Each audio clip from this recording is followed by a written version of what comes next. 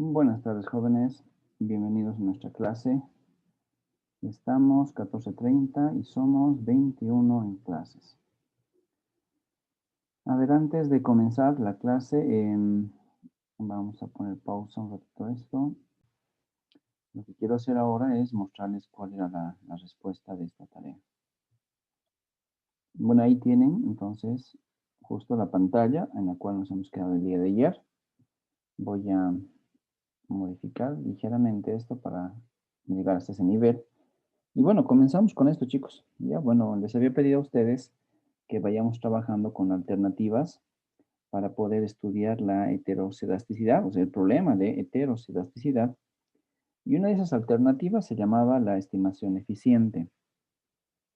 Bueno, ahora que estamos con un poquito más de tiempo, bueno, la estimación eficiente busca sobre todo conocer el valor de omega, ¿no? O sea, el objetivo fundamental es tratar de entender qué cosa es omega.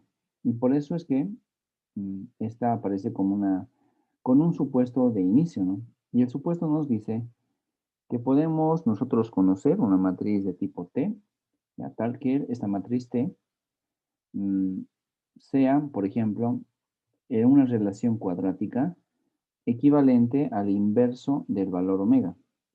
Y que además, esta matriz T, si es que la multiplicamos como cuadrado, o sea, la ponderamos en cuadrado al valor omega, estaríamos conociendo, sí, un escenario llamado básicamente la matriz identidad, ¿no? Y nosotros entendemos que esta matriz identidad es algo deseado, sobre todo para la varianza, ¿no? Porque una varianza, el no conocer una identidad, provocaba finalmente que tengamos la propia varianza ineficiente. Así que la estimación eficiente se basa en esto, en que efectivamente puedo conocer un ponderador, porque T básicamente es eso, está funcionando como una matriz ponderadora, que luego me permite conocer el valor de omega. ¿Cómo teníamos que proceder? Pues les dije, el primer paso es premultiplicar todo el modelo lineal por la matriz T, y una vez que hayamos multiplicado todo por T, teníamos que, no, bueno, no usamos el término despejar, ¿no? Porque no estamos despejando en sí, pero teníamos que hallar beta. Y por lo tanto, esa era nuestra tarea para el día de ayer. Bueno, ¿cómo debimos proceder? Pues hay varias formas, ¿no? Evidentemente, en matemática, porque eso es básicamente una derivación matemática, en matemática hay varias formas de proceder para encontrar el mismo resultado, ¿no? Entonces, básicamente ese es nuestro criterio para demostrarles a ustedes a qué podíamos haber llegado. Una de las alternativas más simples podría ser la siguiente. En vez de escribir T por Y, por ejemplo, una opción es que yo escriba esto como si fuera otra variable. Por ejemplo, que sea la variable Y minúscula. Y esto luego para mí podría ser equivalente a T por X, pero en vez de escribir T por X, como estoy cambiando, estoy haciendo un artificio matemático, voy a escribirlo como si fuera X minúscula. Y evidentemente beta no se ve afectado, beta sigue siendo lo mismo. Entonces beta se mantiene como tal, como simplemente beta. Y al final, este último componente, T por la perturbación, que es esta letra E, que es muy específica de los modelos econométricos, pues también podría ser reescrita de esta manera. Podríamos escribirla como si fuera simplemente la letra E, ¿no? Manteniendo, obviamente, todas las propiedades típicas de los modelos lineales. Así que lo que estoy haciendo acá es reescribiendo el modelo en función de la ponderación, que es básicamente la ponderación o la multiplicación realizada por la matriz T. Ahora, una vez que yo tengo esta ecuación ya, digamos, especial, ¿no? Porque es la misma ecuación anterior, solo que ha sido ponderada, puedo proceder por el método que mejor me convenga, ¿verdad? Por ejemplo, una alternativa podría ser que premultiplicamos todo el modelo por X transpuesta, ¿no? Y así logramos encontrar rápidamente el estimador de beta. Y otra opción podría ser, así tal como lo hemos visto en cursos previos, podemos despejar E, elevar al cuadrado en sumatoria E, luego derivar E respecto a beta y encontrar beta, ¿no? O sea, esa es otra opción que también está plenamente vigente en este caso. Me voy a ir por el camino sencillo. ¿no? Y entonces cuando me voy por el camino sencillo significa que he decidido premultiplicar por X transpuesta todo este modelo y lo voy a escribir con color celeste para que se diferencie. O sea, estoy premultiplicando por X transpuesta a Y, estoy premultiplicando por X transpuesta a X beta y finalmente estoy premultiplicando por X transpuesta al componente E, ¿no? Que es la perturbación. Bueno, como estamos manteniendo las mismas propiedades, porque al final de cuentas no hay por qué variarlas, lo que pasa con E aquí, y además lo que pasa con este conjunto de elementos, pues básicamente sigue siendo lo mismo, ¿no? La esperanza matemática de solamente la perturbación sabemos que vale cero, y por lo tanto la esperanza matemática de T por E también tiene que valer cero, porque si uno de los componentes vale cero, cero por cualquier otro valor sigue siendo cero. Por lo tanto, T por E también vale cero. Entonces, esta minúscula que ven acá abajo, que es la representación de T por E, tiene que valer cero, ¿no? Es básicamente el valor esperado para este elemento. Y por lo tanto, acá sabemos que hay un cero por ahí asociado a un regresor que es básicamente el elemento X. A ver, escribiendo esto, ahí me sale. Bien, ahí se actualiza la pantalla. Bueno, básicamente, cuando yo logro escribir la ecuación superior, la que está escrita con celeste aquí, pues yo ya sé que eso me permite luego encontrar la siguiente ecuación. Y esta es la siguiente ecuación, donde básicamente estamos identificando por una parte el producto cruzado de XY y luego el cuadrado XX y todo afectado por beta. Y lo que desaparece, evidentemente, es X por E. O sea, lo que está desapareciendo en este caso es la relación de el regresor y el residuo. Ya, porque algebraicamente, recuerden chicos, ese también es un resultado del modelo lineal, que X y E no tienen ningún tipo de relación. Y bueno, noten ahora que es relativamente fácil despejar beta. Beta, por lo tanto, nos queda X minúscula X, todo a la menos 1, por X minúscula Y. Ya por ahora lo que importa es el orden, importa la transpuesta, y también importa el hecho de que cada X ha sido reescrita porque inicialmente era T por X. O sea, cada X minúscula me refiero, ¿no? Estas de acá han sido definidas como X minúscula. Y todas estas han sido después fruto de una previa multiplicación de la base de datos original X por un tipo de información externo que es básicamente la matriz T en este caso. Y una vez que he logrado este valor de beta, entonces vuelvo en mis pasos, ¿ya? Y vuelvo a transformar el modelo con otro contenido. Por ejemplo, puedo reescribir beta de esta manera, ¿no? Este beta que por ahí ya es un resultado previo, ahora lo puedo escribir de esta manera. Y quiero que noten, por favor, paso por paso lo que voy a hacer. Ven que, bueno, beta, entonces es igual a un paréntesis. Bien, ¿qué tengo aquí primero? Tengo la relación que t por x, ¿no? Tal como veíamos antes.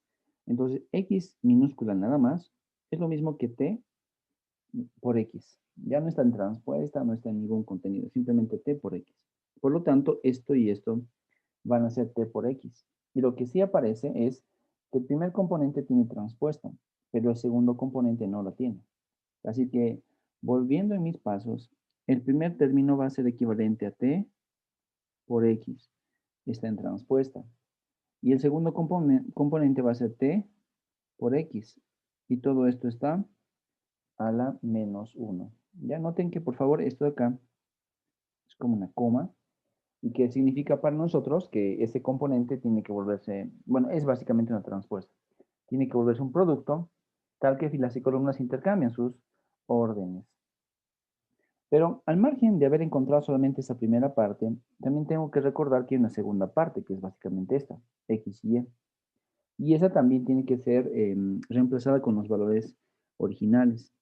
Y si notan qué cosa es x transpuesta, pues ya la tengo acá arriba, ¿no? Tiene mucho que ver con x de acá. Y luego, ¿qué es lo que pasa con el valor de y? Y evidentemente y viene de acá y viene también desde este punto. Por lo tanto, lo reescribo de la siguiente manera. Pues x primero va a ser t por x en transpuesta. Me queda entonces como paréntesis tx, pero tengo ahí la transpuesta. Y luego y minúscula es equivalente a t por y. Y esa es la ecuación, por lo tanto, que por ahora estamos manejando. Ojo que, si bien son transpuestas, son valores que me interesa identificar dentro del modelo, ¿ya? Y además quiero ver cómo es que se reproduce cada componente. Voy a entonces multiplicar la transpuesta. Voy a aplicar la transpuesta, chicos, ¿no? El nombre completo es ese. Así que aplicando las transpuestas a la multiplicación matricial, me queda básicamente lo siguiente. Me queda que beta es igual, abrimos el paréntesis, y ustedes recordarán, chicos, que esto de acá, básicamente, como es una multiplicación, pero está afectada por la transpuesta, termina siendo el mismo componente, solo que ahora está con un orden cambiado. Y además, vamos a cambiar el orden y además vamos a aplicar la transpuesta. Sí, dígame. Dice, Miguel estaba pidiendo que le acepten, creo. Miguel, a ver. ¿Dónde? No, Lice, ya me aceptó, mil disculpas. Estaba en una reunión de una investigación del CIE y va a disculpar Ya. que haya No. entrado. Ya te acepté hace rato entonces, ¿no? Ya, bueno, Listen, acepté a un grupo en realidad. Eso Más seguramente bien, está. muchas gracias y No, no te también a mi preocupes. compañero. Sí, ¿quién me habla? Listen, ¿puede explicar el primer corchete, por favor? Eso no entendí de dónde salía. Ya, ok. Es más, creo que aprovechando este lapsus, mira, quiero que veas esto. Bueno, quiero que vean todos esto. Este es el primer valor, ¿de acuerdo? Este por y, ya en ese mismo orden. Lo que he realizado con t por y es básicamente reescribirlo como y minúscula, ¿ya? Ahora vean este segundo valor, este x, en el mismo orden, no tiene transpuesta, no tiene nada en general. Y t por x lo hemos reescrito como una x minúscula. Bueno, la diferencia, estoy tratando de que se note, ¿no? La diferencia entre la x y la x minúscula es básicamente que mi x acá es muy recta, ¿no? Es la base de datos original.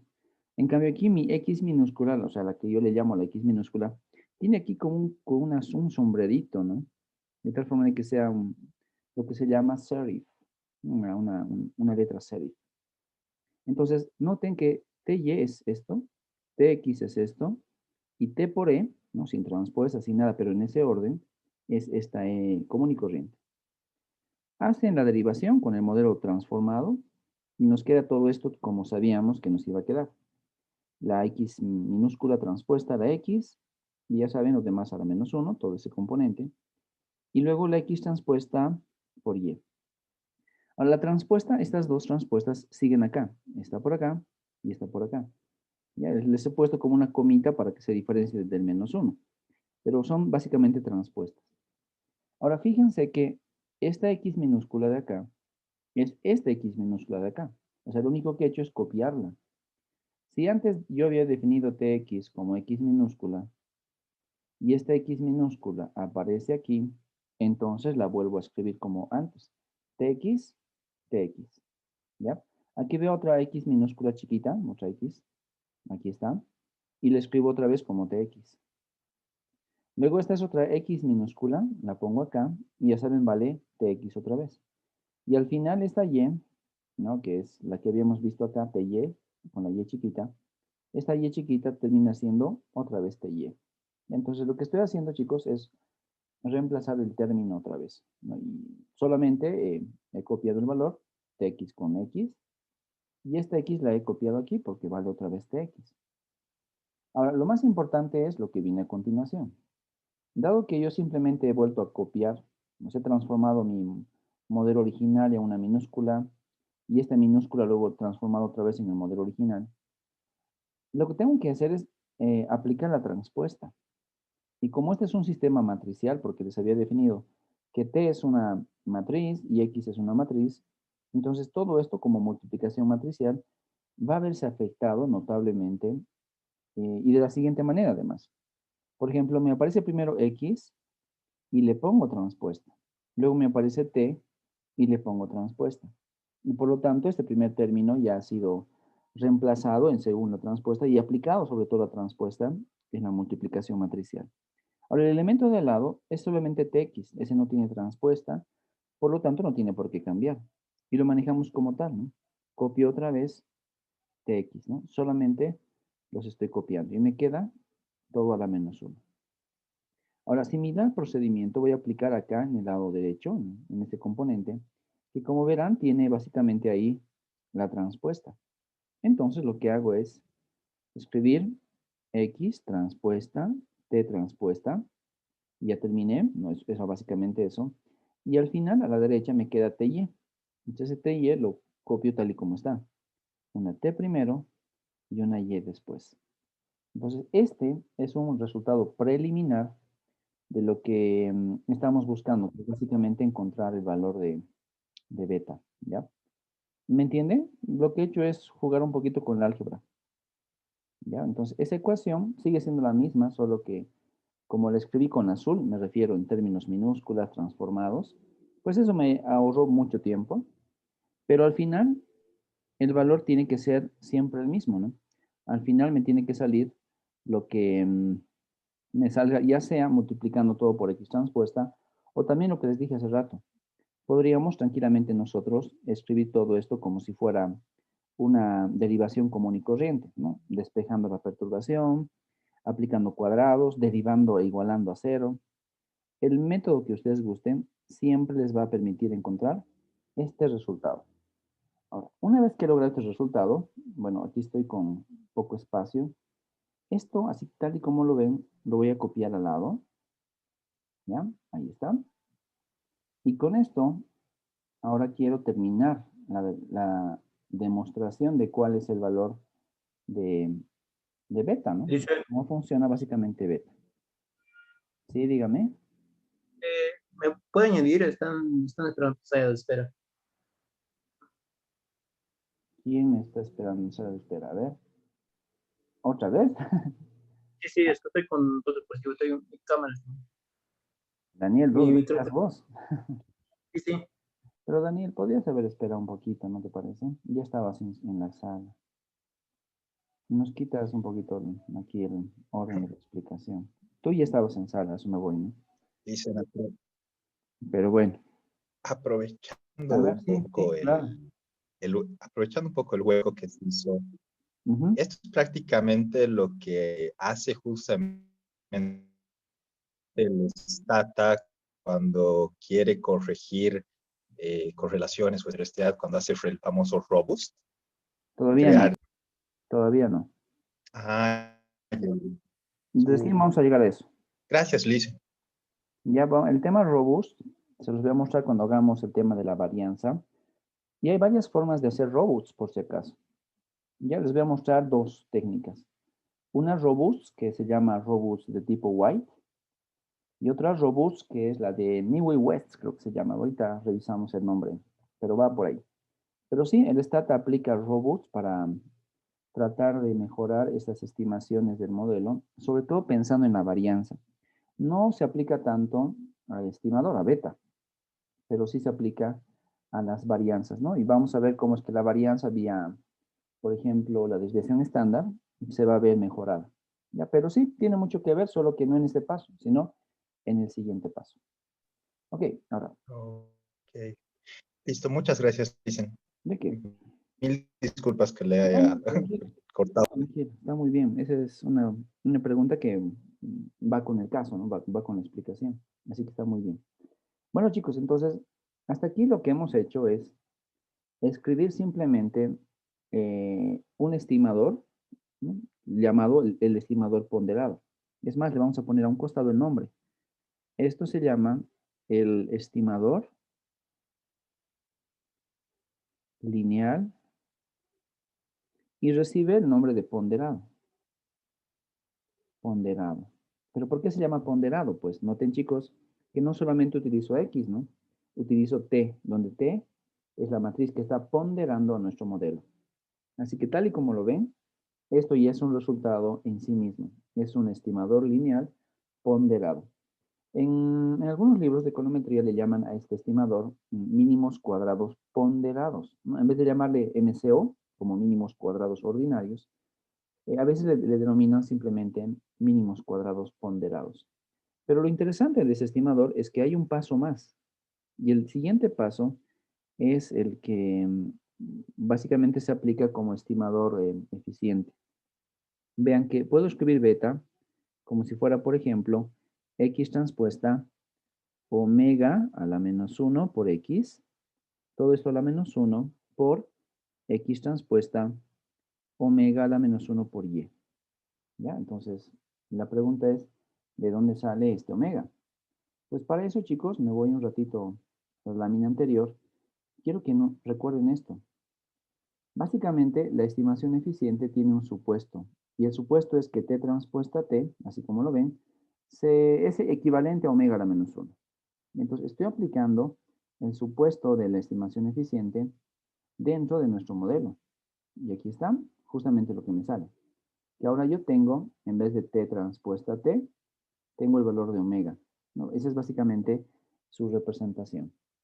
Y ahora sí pueden notar ustedes que este es el estimador final con el cual vamos a trabajar. Y tiene dos nombres uno de ellos es bastante conocido. Se llama también estimador Aitken. Ya, por ejemplo, si leen el libro de Green, a ese estimador, Green le llama el estimador Aitken, ¿no? Porque seguramente, según la historia, bueno, fue el primero en proponerlo. Pero en los demás libros vamos a conocer a este nuestro estimador como mínimos cuadrados generalizados. Así que esa básicamente es la propuesta de un estimador MCG. Y obvio que MCG, chicos, se nota, es generalizado, es más potente, si vale el término, más potente que MCO. Es como si dijéramos que MCG es preferible a MCO. Y ustedes entienden que MCO es todo lo que hemos visto como regresión lineal común y corriente, ¿no? Mínimos cuadrados ordinarios. Las regresiones que hemos hecho antes, las tablitas que usábamos inclusive en estadística y demás. En cambio, ahora tenemos un nuevo estimador más general, donde básicamente indicamos que es el mínimo cuadrado generalizado. Pero ¿por qué le ponen el nombre de generalizado?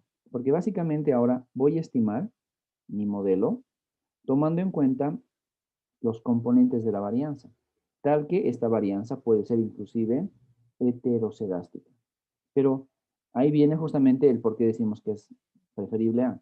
Pero ¿qué pasaría si esta varianza ya no es heteroscedástica, sino más bien el comportamiento se vuelve homocedástico? Pues la econometría nos dice, si omega a la menos 1 se vuelve la identidad, se vuelve 1, entonces estamos en este valor. Estamos en mínimos cuadrados ordinarios. En otras palabras, MCO es un caso especial de MCG. ¿Cuál caso especial? Aquel donde el valor omega es equivalente a la identidad. No, o sea, vale 1, es la matriz 1. Por eso, esto es denominado más o menos de esa forma. Ahora, el problema está, chicos, en este caso, que es un poco difícil conocer el valor de t transpuesta t o lo que equivale el valor de omega. Porque si bien este componente por ahora es muy conocido y hasta nombre propio tiene, ¿no? Y en el IBIUS y en el STATA podemos estimar mínimos cuadrados generalizados, pues tiene todavía un componente que es muy difícil de, digamos, de digerir, ¿no? Porque tiene muchos supuestos y demás. Pero al margen de conocer el estimador de Aitken, esta era su tarea por si acaso, cualquiera de las dos era la tarea. Me entregaban esta, estaba muy bien, y me entregaban esta, estaba mejor, pero esta era su tarea de noche, chicos. Pero el siguiente punto nos dice, ok, ya conozco beta, pero me interesa a mí conocer la varianza, porque finalmente el problema aparece en la varianza. Y ahí es justamente donde buscamos lo que creo que Miguel nos comentaba hace rato, ¿no? Robust. ¿Qué implica ser robust? Pues robust implica que la varianza se vuelve robusta. Y el término robusto hace referencia sobre todo al propio concepto que tenemos nosotros de algo robusto, ¿no? Si les pido a ustedes, por si acaso, que piensen en algo robusto, seguramente pensarán en algo grande, en algo fuerte, ¿no? En algo pesado. Lo robusto, por lo tanto, es algo similar. Es una varianza que es muy fuerte y que evidentemente no va a derrumbarse por cambios en el modelo o en la base de datos. Entonces, el siguiente paso es encontrar la varianza. ¿Ya? Pero antes de llegar a la varianza, chicos, esta era su tarea. ¿Les fue bien? ¿Les fue mal? ¿Qué opinan? ¿Pudieron hacerlo? Si notan esta, es pura álgebra. Es álgebra y ya. Esto es extra, ¿no? Es simplemente reemplazar el supuesto. Pero hasta aquí es álgebra y nada más. Más o menos. La verdad, ya no he llegado a eso, Alicia. Dice, Ni sé. sí hemos llegado, digamos, un paso antes de eso, pero por... Lo que pasa es que, como decía eficiente, sí o sí, yo, digamos, he querido forzar mi dato para que sea beta igual beta. Entonces, antes de eso ya lo ha arruinado, pero antes había llegado a eso, Lisa. Aunque sea por contar medio punto, ya. A ver, ¿a dónde?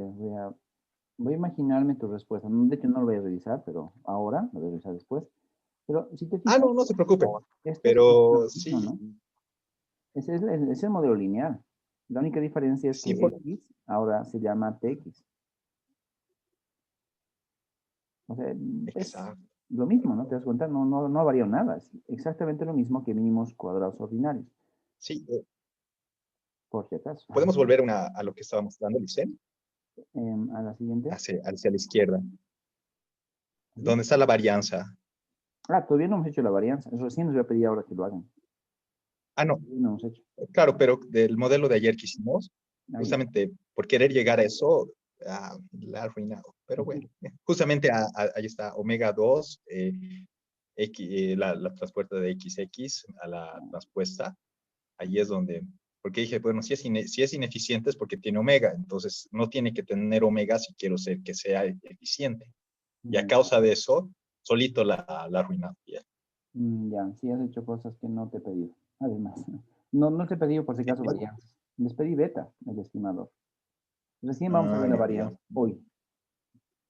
ya, listo. Quizás no Pero ya nos veo. arruinamos, Gracias. no sabemos. Quizás lo has hecho bien. O sea, esperemos. Déjame llegar a eso. ¿Ok? Ok, gracias, Lisa. A ver, chicos. Entonces, la tarea de ayer era encontrar el estimador, ¿verdad? Entonces, este es el estimador de beta. El estimador beta del modelo lineal, en este caso, el modelo lineal ponderado. Si hacen por cualquier método, y es más, ahora que ya saben cuál es el resultado, pueden aplicar el método que quieran y algebraicamente siempre van a llegar a este resultado. Hagan la prueba, chicos. Deriven, si quieren, igualen a 0 y van a encontrar este resultado. Hagan paso por paso, sin necesidad de hacer el artificio que hice yo, el de escribir en celeste, en chiquitito, en minúsculas, igual van a llegar al mismo resultado. O sea, algebraicamente siempre se logra este resultado cuando multiplico todo por t. Lo único nuevo, eso sí, pues no esperaba que logren esto, es que claro, una vez que logré t transpuesta t, pues ya el siguiente valor me queda aquí el valor de omega.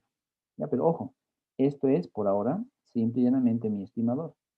Lo siguiente que quiero lograr es recién hablar de la varianza, ¿no? Entonces, la pregunta será, ¿y la varianza cómo está? ¿Y la varianza cómo está? Ojo que estamos hablando por ahora de la varianza de las perturbaciones. Entonces, como este es un modelo ponderado, la varianza de las perturbaciones es la varianza de E. Ya no es la E original, sino que ahora es la E transformada. ¿Por qué motivo? Porque esta E es equivalente a la varianza de T por E. Dado que ya saben cómo vamos a proceder, les, les dejo esto como actividad de clase. 10 minutos. Encuentren el valor de la varianza de la perturbación de E. Si quieren, trabajen con esta, ¿ya? O también si quieren, trabajen con esta. Cualquiera de las dos es válida para poder desarrollar. Y dígame finalmente, ¿cuánto vale la varianza del residuo? ¿De acuerdo? Son las 3:02. Hasta las 3:12, chicos. 10 minutos en adelante. Voy a tomar eso como un sí. Encuentren, por favor, chicos, actividad de clase, esta varianza. Desarrollen la varianza. Ya lo han hecho muchas veces, o sea, no es la primera vez que lo hacen, por eso es que confío en que lo puedan desarrollar. Y como actividad de clase, desarrollen ahora mismo en una hojita y en 10 minutos le sacan una fotografía, una fotografía chiquita, por favor, para que no sea muy pesado en subir, y me la suben a plataforma. Veamos qué tal nos va con la varianza. Cualquier duda, estoy atento, chicos, aquí al micrófono.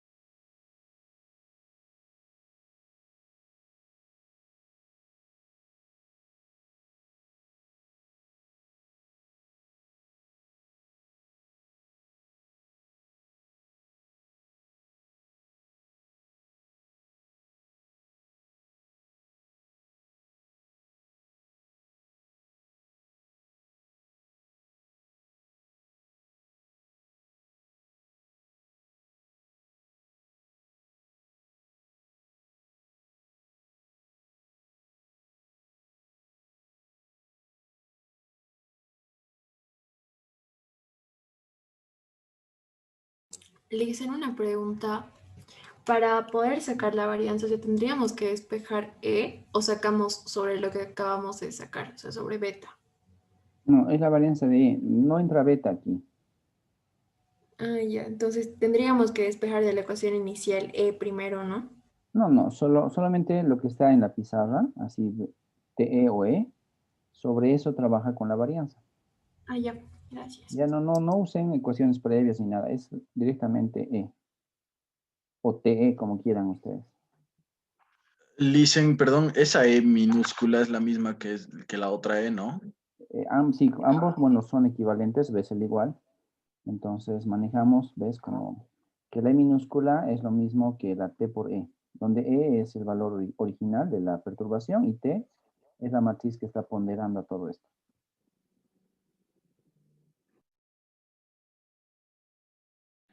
Listen, la varianza de una matriz es la misma matriz, ¿no? O sea, no te he entendido. O digo, la esperanza, perdón. Ah, ya. La esperanza de una matriz. No, es que la esperanza no se aplica a operaciones matemáticas, se aplica a valores, ¿no? La esperanza de una variable, la esperanza de un coeficiente. Claro, pero digamos, la esperanza de T vendría a ser T, ¿o no? Ya. T como ponderado, sí, la esperanza de T es T, correcto. Ahí sí.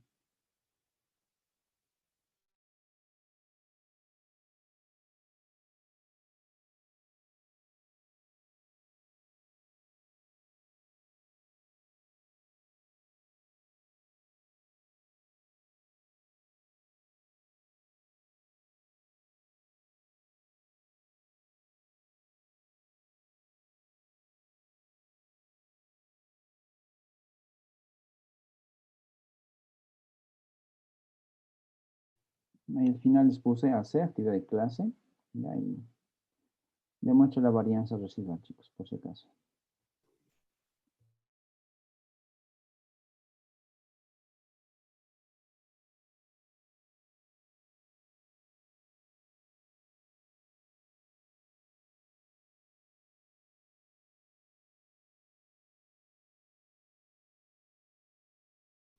A ver, les pongo una pista más. Hace rato No me acuerdo, ya perdí el nombre de quien estaba hablando. Dijo que lo había arruinado. No creo. Tal vez él sí lo había hecho bien. Piensen en lo que él dijo, de que él buscaba que algo sea homocedástico. La pista es que la varianza que van a encontrar es homocedástica. Ya, así que piensen en eso para encontrar ahí el valor de la varianza. Es algo homocedástico.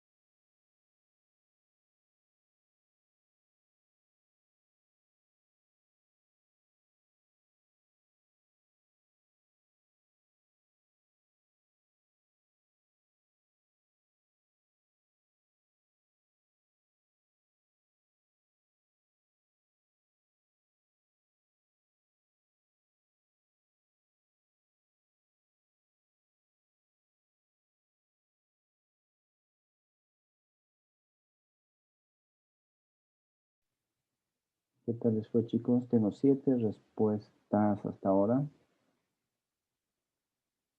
Les queda menos de 3 minutos para presentar.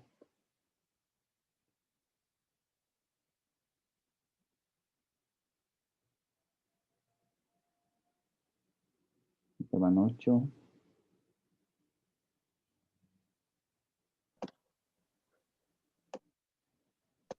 Licen, ¿será que puede alargar los 2 minutos? Está alargado 2 minutos. ¿No? Hasta ahí 15.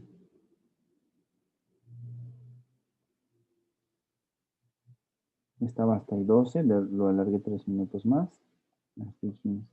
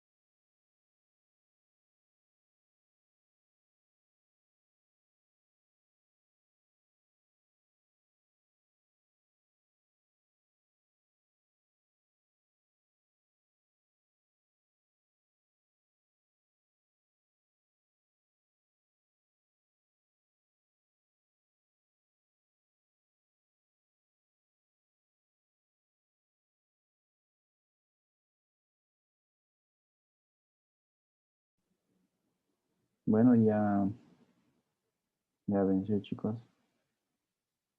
Veamos cuántos. 17. Ok, está bien. Como es una AC, ya saben, es un puntito, vale un punto, así que veamos qué tal nos fue. Bueno, lo que les puedo poner como respuesta, dado que ya cerró la plataforma, es lo siguiente. Bueno, ya sea que ustedes trabajen sobre el término, por ejemplo, E, o quizás trabajen sobre TE, ¿ya? El resultado tiene que salirles básicamente lo mismo. Empezamos, si quieren, usando E, para que quizás vean que es más fácil y luego lo reemplazamos con TE, ¿ya? Ojo que estos elementos son básicamente los mismos porque eso implica la igualdad, ¿verdad? Ahora, cuando vemos la esperanza, bueno, la varianza de E, no se olviden que la varianza siempre se escribe como si fuera una esperanza de E menos la esperanza de E al cuadrado, ¿no? Y evidentemente, como estamos hablando de que E es simple y llanamente la perturbación, la mera perturbación, entonces este segundo componente ya sabemos cuánto vale, vale básicamente 0. ¿Por qué? Porque la esperanza de la perturbación multiplicada por cualquier otro componente, pero solita la perturbación, vale 0. Entonces, la varianza es simplemente la esperanza matemática de E al cuadrado. Ya, o sea, ahí teníamos que llegar de una u otra manera. También, si es que nos acordamos de todo esto, podríamos escribirlo como si fuera TE. Entonces, el resultado tiene que ser equivalente a, por ejemplo, TE al cuadrado. Ya, al final de cuentas, igual teníamos que llegar a ese componente. Porque recuerden, esto sigue valiendo 0, ya sea E o TE. Ok, no es la E, ¿no? Estoy poniendo una E diferente. Ahora sí, es la E de perturbación. Esa es la correcta. Una vez que entendemos que este término es efectivamente el valor de la varianza de E en este modelo de tipo estimador eficiente, tenemos que aplicar el cuadrado, ¿verdad? Y evidentemente un cuadrado sobre un sistema matricial ya conocemos cómo se desarrolla. Es básicamente permitir de que se aplique la multiplicación por la transpuesta. Entonces, la alternativa en este caso será que esto va a ser lo mismo que la esperanza matemática de TE por TE y la primera en transpuesta. Ya, básicamente ese es el valor. Ahora, recuerden chicos ustedes que habíamos visto la parte de la álgebra matricial en el curso anterior y veíamos que cuando yo tengo un vector como este y lo premultiplico por la transpuesta para encontrar el valor, me va a salir un escalar. ¿Ya? Siempre que yo premultiplique por la transpuesta, sabiendo que es un vector, me va a salir como resultado un escalar. Y eso es lo que estoy buscando, un escalar. Pero si yo ponía la transpuesta al final, aquí al final, entonces me va a salir el vector por el vector transpuesta. El resultado no sale un escalar. El resultado sale en ese caso una matriz cuadrada. ¿Ya? Así que tenemos que tener mucho cuidado dónde ponemos la transpuesta. Y en este caso, pues, como estoy buscando el valor de algo homocedástico, me interesa encontrar el comportamiento escalar. Una vez que tengo ese escenario, pues continúo abajo, se me acabó el espacio ahí chicos, continúo abajo y me queda la esperanza matemática de lo que queda ahí con la transpuesta y demás. O sea, voy a aplicar la transpuesta aquí chicos, y después de aplicar la transpuesta voy a eliminar el paréntesis, para que vean que me queda E transpuesta, T transpuesta T por E. Bien, entonces algebraicamente deberíamos llegar hasta ese nivel. Entonces, cuando logro encontrar este valor, el siguiente componente que puedo desarrollar es básicamente esto. ¿Cuánto vale, chicos, E transpuesta E? ¿Se acuerdan? E transpuesta E para nosotros es la perturbación al cuadrado. Y esta perturbación al cuadrado vale para nosotros. Natalia, ¿cuánto vale? Querías responder, creo. No, Lice, me confundí, le iba a decir otra cosa, pero estaba mal. ¿Cómo sabes? Omega al cuadrado. Casi, pero no. Sigma cuadrado por omega. Exactamente, eso vale. Así que E transpuesta E vale sigma al cuadrado por omega. Y ahora la segunda parte. ¿Cuánto vale T transpuesta T? Chicos, ¿cuánto vale? Omega a la menos 1. Listo, Leonardo. Eso justamente. Y vale al final por omega a la menos 1. Por lo tanto, como ustedes ya saben, omega por omega a la menos 1 es básicamente dividir un elemento sobre sí mismo. Me queda como resultado la unidad. Entonces, esto es lo mismo que sigma cuadrado por la unidad, que en este caso la unidad matricial es la matriz identidad. Por eso les decía a ustedes, chicos, que ahora la varianza se convierte en un componente homocedástico. O sea, mi varianza ahora es homocedástica. Pues recuerden, ese era el problema antes. O sea, antes cuando teníamos el modelo, tenía sigma cuadrado por omega y omega no se podía mover. Omega es una matriz y por lo tanto se queda como parte de información en el sistema matricial. En cambio ahora, mi modelo sí se vuelve homocedástico. Pero eso es gracias a que hemos aplicado el elemento T transpuesta T. Entonces, por eso este, chicos, es básicamente una aproximación a un tipo de solución que se aplica cuando estudiamos heterocedasticidad. Es aplique la estimación eficiente. Y cuando hacemos todo eso, pues los resultados van por ahí. Sin embargo, hay un gran problema. Si bien multiplicar todo por la matriz T parece ser una solución, nunca les dije a ustedes qué cosa es T. O sea, la pregunta la escribo aquí. mm, ¿qué representa la matriz T? Bueno, de hecho, entiende, ¿no? La lógica de lo que estamos haciendo por ahora. Si yo multiplico por T todo el modelo lineal, encuentro un estimador que es general, el mínimos cuadrados generalizados, y además encuentro una varianza que es homocedástica. O sea, estoy muy bien parado con mi modelo. Es más potente que mínimos cuadrados ordinarios y ahora su varianza se vuelve homocedástica. O sea, no tengo problemas de heterocedasticidad. Pero todo este gran resultado que les presento acá se debe a la matriz T. Y la pregunta entonces es, ¿qué cosa es la matriz T? Pregunta abierta, chicos. ¿Qué creen que es T? Esa matriz T, ¿qué tiene dentro la matriz T que sea tan bueno que haga que el modelo se vuelva homocedástico? ¿Qué opinan? A ver, la última persona en participar fue Leonardo. Leonardo, dame un número, por favor. 7. Ya, gracias. 1, 2, 3, 4, 5, 6, 7. Josué Puri. Josué, la pregunta para ti. Ya has visto que multiplicando todo por la matriz T, la T de tasa, el modelo se vuelve homocedástico y además es muy general, es mejor que el anterior modelo. Pero, ¿qué será T? ¿Qué crees que tiene T, Josué? Josué Puri.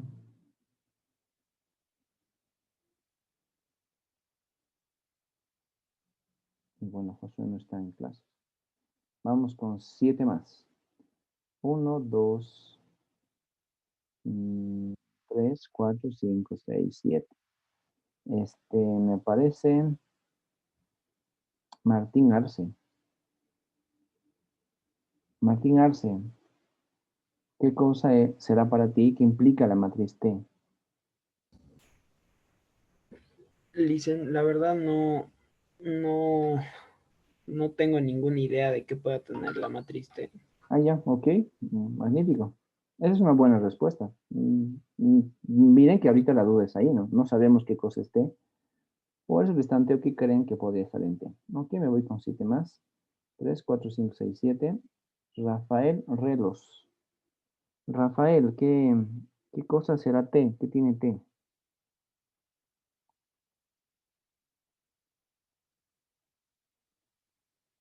Rafael.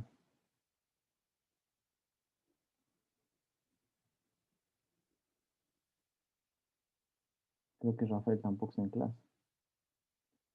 Ok, nos vamos con 7 más. 1, 2, 3, 4, 5. Vamos arriba. 6, 7. Daniel Kisbert. Uy, vos tienes doble participación. Daniel, ¿qué crees que esté?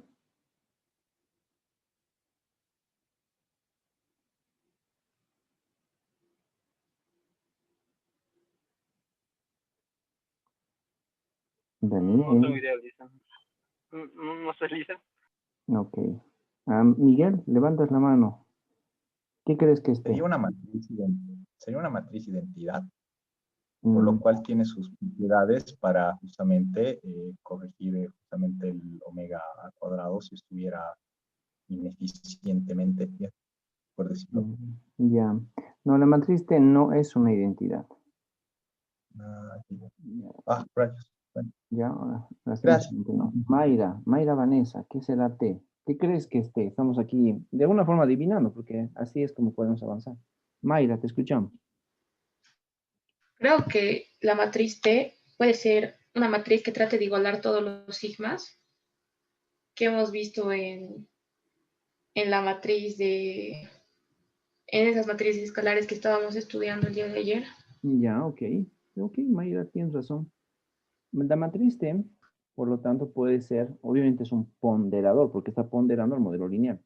Y la matriz T la podemos asumir como si fuera, por ejemplo, el inverso de 1 sobre sigma, ¿no? Los sigmas, que son los componentes con los cuales estamos trabajando por ahora. Así que eso va muy bien. Así que gracias ahí a Mayra. Vamos a poner aquí Mayra se ganó un puntito extra. Les pongo entonces la respuesta de Mayra. Nos dice que T puede ser equivalente a 1 sobre sigma.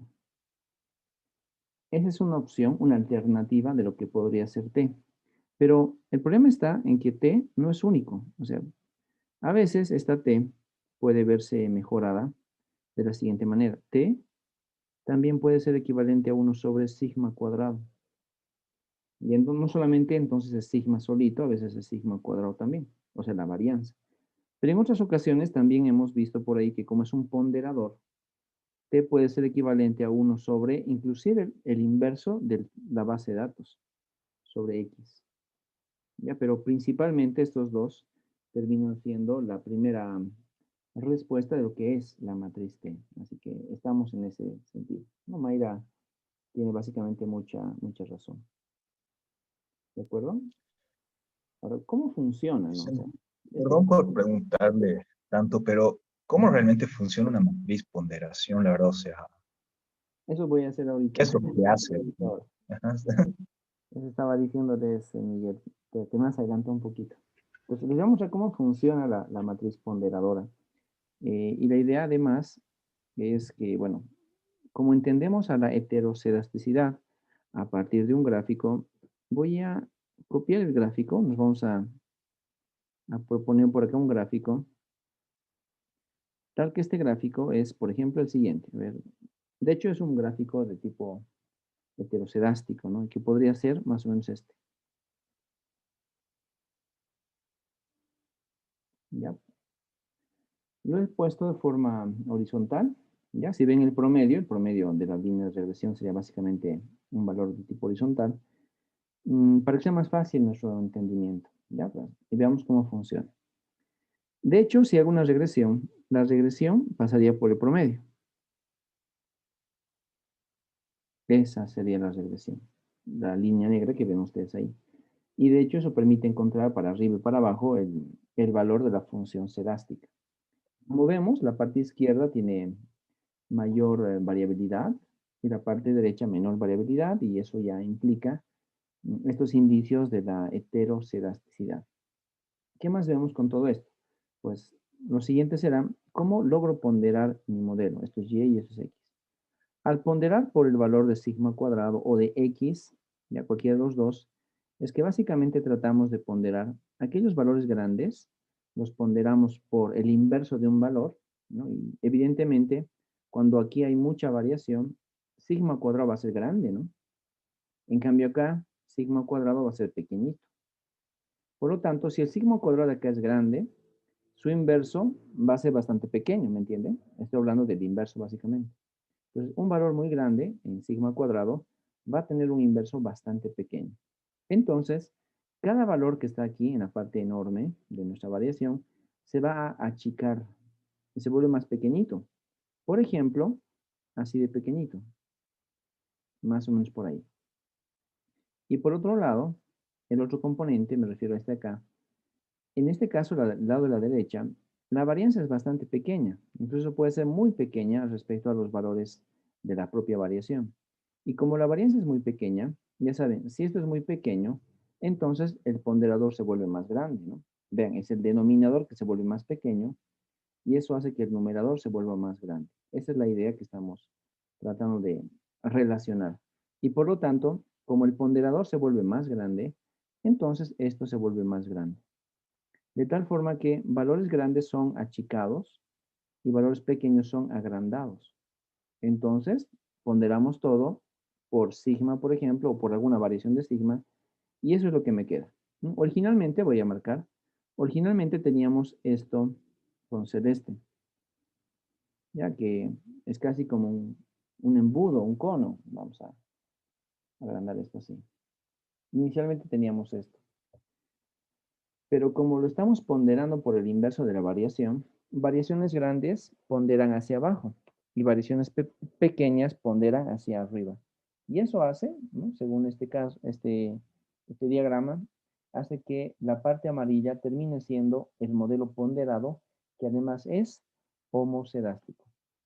Lo que ven con celeste es el modelo original, el mínimos cuadrados ordinarios, ¿no? Que tiene el problema heterocedástico. Y lo que está con amarillo sería, por lo tanto, mínimos cuadrados generalizados, ¿no? El cual ya estaría resolviendo este problema que nosotros podemos verificar en nuestro caso. Esa es la idea de la ponderación. Pero de hecho, claro, si ve mi gráfico es demasiada coincidencia y además está muy bien ponderado, lo cual es teórico, ¿no? En la vida real, nuestros ponderadores no son tan eficientes. De hecho, ayudan bastante, pero no de la forma en la cual vemos ahora el dibujo aquí en la pizarra, o sea, no de esa manera. No es tan perfecto el escenario, pero por lo menos nos ayuda a que aquello que es muy grande en varianza se vuelva más pequeño y aquello que es más pequeño en varianza se vuelva un poquito más grande, tratando de volver todo el escenario más homogéneo. Así que esa es la idea. A eso me voy cuando tratamos de ver el tema de la respectiva ponderación de todo nuestro modelo, ¿no? ¿Ya? Pero ojo, no todo se puede ponderar. Y ahí es justamente donde aparece la principal duda. A veces yo no puedo conseguir este valor y es por lo tanto un poco difícil manejar mis ponderaciones. A veces inclusive el inverso, la base de datos, no es suficiente para también ponderar mi modelo. O inclusive sigma. Tal vez sigma es muy chiquito y no pondera adecuadamente el modelo. Entonces, cuando yo no puedo ponderar bien mi modelo, debo hacer algo, ¿no? O sea, les digo, no me puedo quedar simplemente con decir, ya, ponderé y listo, el problema se resolvió. De hecho, a veces no se puede resolver el problema. Y cuando eso sucede, el siguiente paso corresponde a buscar una segunda opción, ¿no? Cuando la ponderación no es posible, debería buscar una siguiente opción. Y además, si la ponderación no es suficiente, o sea, puede que sea posible, ¿no? Pero si no es suficiente la ponderación, entonces así también deberíamos buscar una segunda opción. Así que eso es lo que vamos a hacer a continuación. Pero antes, esta primera opción, déjenlo así como simplemente opción, chicos. Esta primera opción solo es aplicable cuando nosotros podemos manejar la heterocedasticidad y podemos identificarla plenamente. Y es casi cuando tenemos gráficas, ahí como la que ven ustedes en la pantalla, bien comportadas, ¿no? Es heterocedástico, pero está bien comportado, a eso me voy. Pero son muy pocos casos, ¿no? Es raro encontrar un modelo heterocedástico bien comportado, porque casi siempre vamos a ver nubes de puntos muy dispersas, muy difusas, y por lo tanto las cosas se complican. Pero a veces, vean, les voy a poner un gráfico, ¿no? Por ejemplo, este de acá, el cual tiene una pendiente que no es tan lineal, y ahí sí es bastante discutible la ponderación. Ahí en la parte derecha arriba les pongo, chicos, un gráfico igual bastante hipotético de dos variables, digamos y y digamos x. O sea, no siempre es y x, pero estamos acostumbrados por ahora a ponerlo así. Imagínense, chicos, que mi modelo es más o menos este.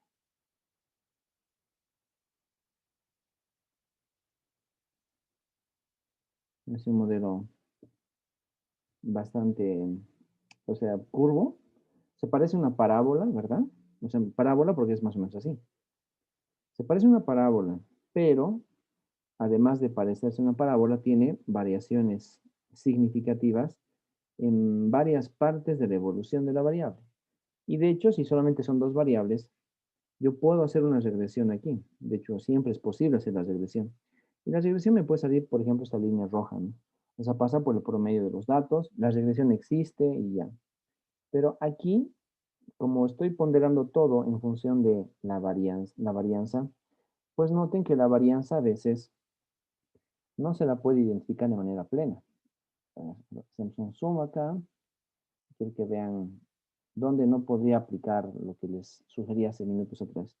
Por ejemplo, la varianza aquí es plenamente identificable porque además la base de datos está arriba y abajo y está por lo tanto alrededor de la media condicional, o sea, alrededor de la recta regresión. Pero en este segmento de acá no tengo observaciones que estén sobre la recta. Entonces difícilmente la recta y los valores de la recta me van a poder permitir por ahí una ponderación dada. ¿Ya? Así que ahí se me vuelve complicado el generar una matriz T. Y aquí otra vez lo mismo, ¿no? Si quiero ponderar esta partecita del modelo, noten que aquí sí es más notorio, más obvio que los datos positivos son estos pequeñitos y los datos negativos son todos estos de acá. Son muy grandes. La ponderación en este caso sería sesgada. Ya, entonces, noten que en algunos casos, como este que ven ustedes en la pantalla, la ponderación, o sea, aplicar la estimación eficiente no es una opción. Y por lo tanto, debo buscar una segunda opción. Me inventé el gráfico porque, bueno, a veces sucede que tenemos parábolas, ¿no? Y las parábolas son propias de la ciencia económica. O sea, hay muchas parábolas en los modelos económicos. Pero las variaciones alrededor de la evolución de esta parábola, esos son los problemas, ¿no? Sobre los cuales podríamos o quisiéramos tratar de encontrar alguna solución. Entonces aquí ya saben, la estimación eficiente es posible. ¿No? Y normalmente la respuesta es no. No, normalmente. Digo normalmente porque quizás hay algunas personas que, bueno, son muy diestras con el ámbito matemático y logran encontrar respuestas a todo, sobre todo a variaciones de ese tipo de casos. Pero eso es quizás darle mucho poder a la matemática y quitarle poder al sentido económico, ¿no? Así que queda discutible por ahí el escenario. Sin embargo, es una opción por ahora. Ahora, si bien la estimación eficiente a veces no funciona, entonces la pregunta es, ¿qué cosa sí funcionaría? Y para nosotros aparece la opción B, que es el inciso B llamado estimación, y justo este nombre aparece. Inciso B, la estimación posible. Ahora, ojo que el término posible no significa que es una mejor opción que la anterior. Ya, de hecho, es simplemente una idea, un nombre que le han puesto a esta segunda alternativa.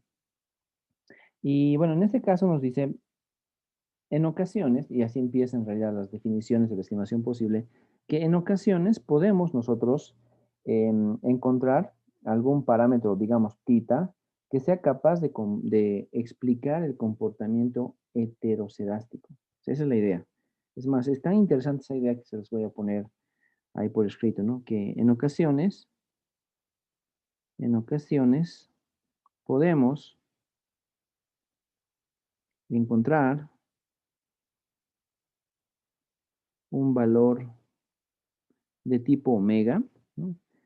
Que represente el comportamiento heterocedástico, que represente el comportamiento heterocedástico. Entonces, quiero que entiendan por esta frase que se los puse ahí, que la estimación posible es muy difícil de encontrar, porque para empezar, su propia forma de entenderla dice que en ocasiones nada más, o sea, no siempre, no la mayoría de las veces, no solamente en ocasiones podemos encontrar algún resultado. Y en este caso, chicos, entonces, ese ocasiones puede ser más o menos lo siguiente. Nos dice que yo podría encontrar ahí un estimador de omega,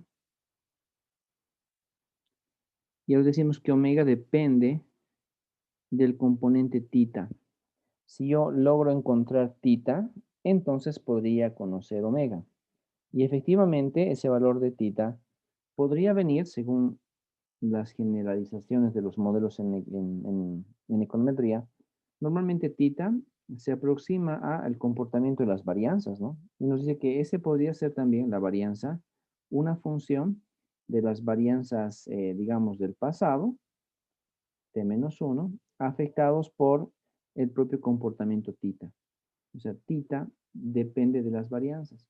Y esas varianzas podrían tener algún comportamiento, inclusive, afiliados al pasado, o sea, lo que sucedió ahora respecto a lo que sucedió ayer o lo que sucede con un tamaño de muestra respecto a lo que sucede con otro tamaño de muestra. O sea, realmente le está dando aquí mucho énfasis al ámbito matemático. O sea, matemáticamente esto es posible, sí, solo si dominamos la matemática. Un ejemplo de este componente, chicos, podría ser el siguiente. Bueno, a veces cuando uno lleva la materia de ecuaciones diferenciales, por ejemplo, no sé si ustedes ya lo llevaron o si lo van a llevar, pero em, a veces en las universidades les ponen esa materia llamada ecuaciones diferenciales. Cuando alguien estudia ecuaciones diferenciales, lo entrenan, obviamente, para que pueda hacer lo siguiente, ¿no? Tiene una secuencia de puntos, que es básicamente esa línea verde, y como saben, cualquier línea es una secuencia de infinitos puntos. Y evidentemente aquí tengo un punto, dos puntos, tres puntos, cuatro, cinco, seis, siete, ocho, nueve, 10, 11 y entendieron la idea, ¿no? Entonces, tengo varios puntos que están explicando esta evolución, que por ejemplo podría ser la evolución de la variable z en función del tiempo. Esa es la idea. Y cuando llevamos ecuaciones diferenciales, lo que nos enseñan es a que nosotros podemos utilizar ciertas secuencias de los puntos, digamos estos tres, y encontrar un valor de z. Y luego usamos 4 y encontramos otro valor de z. Y luego usamos 5 y encontramos otro valor de z. Y luego 6, otro valor. Luego 7, otro valor. 8, otro valor, etc. Y vamos generando así una gran telaraña de valores que a la larga esto se reproduce como si fuera un polinomio. Entonces podemos crear un polinomio a partir de la sucesión de observaciones que vamos capturando para encontrar relaciones lineales. Y este polinomio es, por ejemplo, digamos, a por z a la 1 más b por z al cuadrado más c por z al cubo más puntos extensivos más el enésimo valor por z a la enésima también, ¿no? Y se genera, por lo tanto, ahí una ecuación que es un polinomio. Entonces, cuando nosotros somos capaces de, solamente viendo una nube de puntos y usando su respectiva variación, somos capaces de generar polinomios, entonces podríamos generar algo muy parecido a esto, ¿no? Que es igual una relación que espera venir, o sea, salir de un polinomio. Y si logramos capturar todo esto, entonces podríamos conocer el valor de omega. ¿Ya? Entonces, ese nombre de posible es cada vez más lejano, ¿no? La estimación posible solo es posible si nosotros dominamos muchas de las áreas del conocimiento de la matemática pura, es más. Entonces aquí no entra tanto la econometría o la estadística siquiera, sino que entra sobre todo nuestras capacidades y habilidades matemáticas para a partir de una base de datos completamente heterogénea encontrar polinomios, ¿no? Así que eso es difícil obviamente, ¿no? Para eso hay que practicar bastante y encima no es econometría, pero ayuda como herramienta a la econometría. Y claro, si nosotros realmente logramos tener la suerte de que ya sea nosotros o alguien genera todo este modelo, entonces conocemos el valor de omega. Y si realmente conocemos el valor de omega, entonces deberíamos tener la capacidad de hacer básicamente lo siguiente. Si realmente eso es cierto, entonces deberíamos usar beta, tal que beta es igual a x transpuesta omega estimado a la menos 1 por x, a la menos 1 por x transpuesta omega estimado a la menos 1 por y. Así que ahí termina la historia de la estimación posible. Nos dice que si efectivamente nosotros, vía las ecuaciones matemáticas, podemos demostrar una relación funcional de tita que me permite conocer el valor de omega, entonces hay que usar este valor de omega aquí. Y debemos usarlo para estimar nuestro modelo vía mínimos cuadrados generalizados. Y esa es finalmente la opción. Así que, bueno, aquí les dejo las dos alternativas. Una es la alternativa de la estimación eficiente y la otra es la alternativa de la estimación posible. Por ahora son las dos grandes áreas que conocemos para poder detectar justamente el valor de omega, ¿ya? Pero solamente son opciones, no son algunas alternativas, ¿no? Tal como lo puse como título el día de ayer. Ahí están, alternativas para conocer omega. Eso significa que no son obligatorias de desarrollar. O sea, no les vamos a pedir a ustedes que cuando estudien o hagan un modelo y quieran verificar la heterocedasticidad en esos modelos, no les vamos a pedir necesariamente que apliquen, por ejemplo, el criterio de de la estimación eficiente. Tampoco les vamos a pedir que apliquen directamente la estimación posible. Si quieren, lo hacen, son alternativas. Pero mejor si es que buscamos otras que se supone podrían ser inclusive más potentes. ¿Ya? Bien. Haciendo un recuento de lo que hemos visto hasta ahora, chicos. Lo primero que hemos visto es la noción de la heterocedasticidad. Lo segundo que hemos visto es el efecto de la heterocedasticidad sobre el modelo lineal, que ya saben, tiene dos resultados. No afecta al primer momento, pero sí afecta al segundo momento. La tercera cosa que hemos visto en este capítulo tiene que ver con justamente esto que está ahí identificado como las alternativas de buscar soluciones al conocer omega, ¿no? Y son por ahora dos, la eficiente y la posible. Ya tenemos tres grandes grupos de conceptos que están detrás del capítulo llamado heterocedasticidad. Pero nos falta uno que es quizás uno de los más importantes, ¿no? Se llama los tests de hipótesis. Así que la siguiente idea, el siguiente punto se va a denominar prueba de hipótesis. Les voy a mostrar dos pruebas de hipótesis que no están ni en el IBIUS, ni tampoco están en el STATA, pero que son importantes que las conozcamos, ¿no? Porque son ideas de cómo podríamos verificar la presencia de heterocedasticidad en nuestros modelos.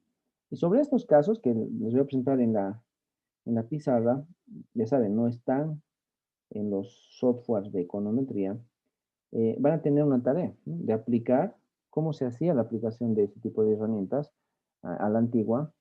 Y para complementar, les voy a mostrar también cómo se usa el software de Libius y cómo se usa el software del Stata para justamente verificar la presencia de heterocedasticidad.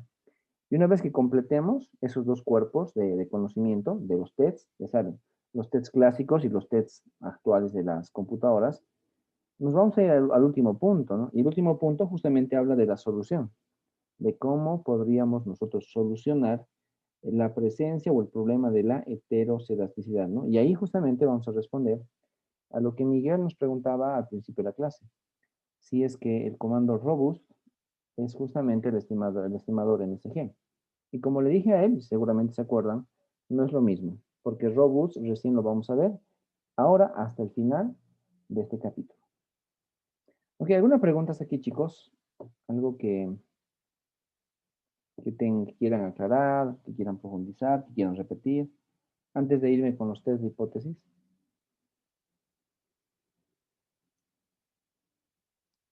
Los escucho, jóvenes.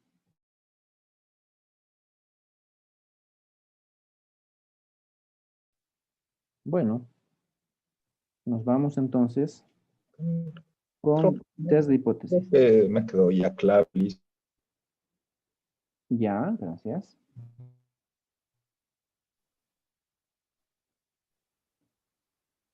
Bien, los Pues test de estamos en hipótesis. delay, dicen. ¿Perdón?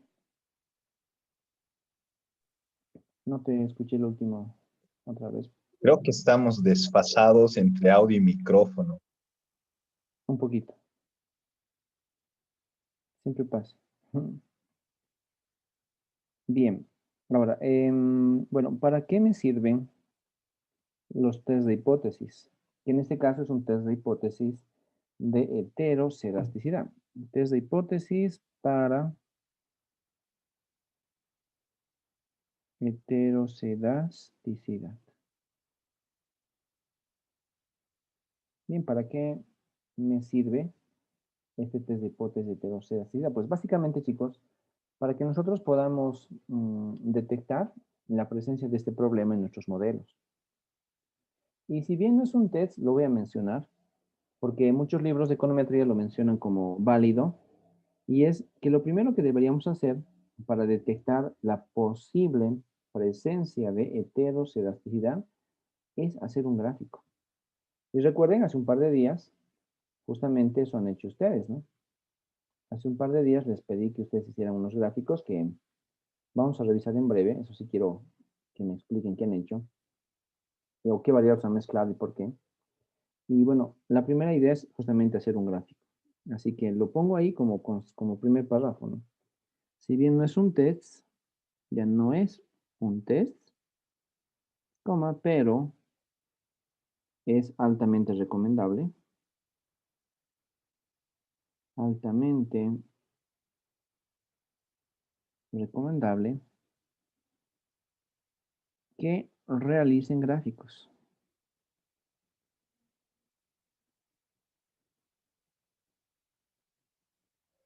Así que ojo, lo primero que les decimos a ustedes, como ya saben, simplemente recomendación inicial es que si bien no es un test, es siempre bueno que ustedes apliquen gráficos. Y sobre todo gráficos en las variables que son los regresores. Ya, porque justamente de los regresores es de donde viene pues gran parte del problema. Ya, así que ojo, siempre vean los gráficos, son relevantes. Hace un par de días hicieron unos gráficos que vi solamente 3 trabajos por ahora, que eran bastante bonitos, ¿ya? Pero también hay otros gráficos que quizás no se entienden. Todo depende de que ustedes hayan aplicado el gráfico correcto. Y como notarán, el gráfico correcto era básicamente un gráfico de dispersión, ¿no? Con los gráficos de dispersión, no solamente un gráfico común y corriente de evolución, sino de dispersión, podíamos entender mejor la posible presencia de heteroscedaticidad. Y los videos que vieron, bueno, ahí, no, fueron diapositivas las que vieron, pues justamente están todas enfocadas en tener gráficos de dispersión. Bien, esa es la primera idea. A la siguiente idea, voy a poner inciso A. Ya vamos a trabajar con incisos. Este se va a llamar Ted Bridge Pagan. Ted Breuch Pagan. Ya es un Ted Bridge Pagan que es muy clásico. Y les digo que esto no está en el Stata y tampoco en el Livius, porque en esos softwares aparece el Ted Bridge Pagan Godfrey, ya que no es lo mismo que el Ted Bridge Pagan. Así que ya saben, cuando busquen Bridge Pagan en el Stata, les va a aparecer que está ahí, pero ojo, se llama Bridge Pagan Godfrey. O sea, es una ampliación, una mejora a esto que les voy a mostrar. Ahora, ¿cómo funciona el test Bridge Pagan? Ojo con la forma en la cual funciona, porque esta va a ser su tarea también para que la puedan realizar para mañana. El test Bridge Pagan tiene estos pasos. El primer paso, básicamente, como siempre, es realizar la estimación del modelo lineal. Entonces aquí es estimar el modelo lineal. Bueno, aquí necesito que me hagan todas las preguntas que vean necesarias, porque sí, como es su tarea y no está en el test ni mucho menos, es solo la opción que les voy a plantear. Es estimar el modelo lineal y como saben, el modelo lineal es básicamente Y, beta que va a estar estimado y X. O sea, estime su modelo lineal. Si quiere puede usar usted Stata, puede usar el Livius, puede usar inclusive el Excel, ¿se acuerdan? Con el Excel también se logra hacer el paso 1, que es estimar el modelo lineal. El siguiente punto, ojo, y tiene una continuación. Estimar el modelo lineal hasta la matriz, hasta la varianza residual. Hasta la varianza residual. Esa no es una matriz, ¿verdad? ¿Se acuerdan? La varianza residual es sigma cuadrado. Necesito que cuando ustedes apliquen el paso 1, pueden hacerlo por el método que quieran, pero necesito que sí o sí logren calcular sigma cuadrado, como si fuera un resultado directo. Paso número 1. El paso número 2, ya, lo segundo que les pido que vayan a hacer con su tarea es que van a generar una variable auxiliar. Es generar una variable auxiliar del tipo dos puntos. Bien, la variable auxiliar que necesito es que es una variable llamada g. Ya vamos a llamar la variable g. Ya es una variable estimada. Y esta variable g, chicos, va a ser equivalente a los residuos estimados pero al cuadrado divididos sobre sigma al cuadrado que ha sido estimada. Por eso les pedía que ustedes tengan que llegar sí o sí hasta la varianza residual. Porque esta varianza residual la usamos para encontrar el paso 2. Y en el paso 2, justamente estamos construyendo una variable llamada g, que se debe a los residuos, ¿no? Que eso los calculamos, ¿se acuerdan? De varias maneras. Pero cada residuo tiene que ser dividido entre esta varianza residual. Los residuos son individuales, son varias observaciones. Ahora, el paso 3 nos dice, deberíamos hacer una regresión entre la variable g que acabamos de crear y el conjunto de variables explicativas que gustemos identificar. ¿Ya? Así que más o menos sería lo siguiente. Correr un modelo auxiliar del tipo, el modelo auxiliar que les pido es que g esté en función de x y si quieren de y y si quieren de otras variables z. ¿Ya? Normalmente nos quedamos con x. A esta mi g parece tita, ¿no? Vamos a escribirla mejor. Es g. Y va. El modelo auxiliar que les pido que ustedes hagan es básicamente g en función de x. Si pueden, si gustan, hagan g en función de x y también de y, o sea, teniendo un nuevo regresor, el cual va a ser básicamente y.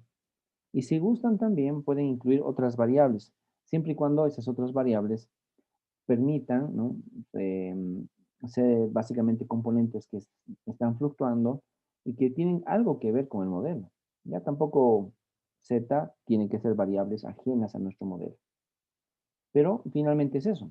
Corran un modelo que sea un modelo auxiliar y que por lo menos tenga la variable x. Para ustedes, para su tarea, no les voy a pedir que hagan todo esto.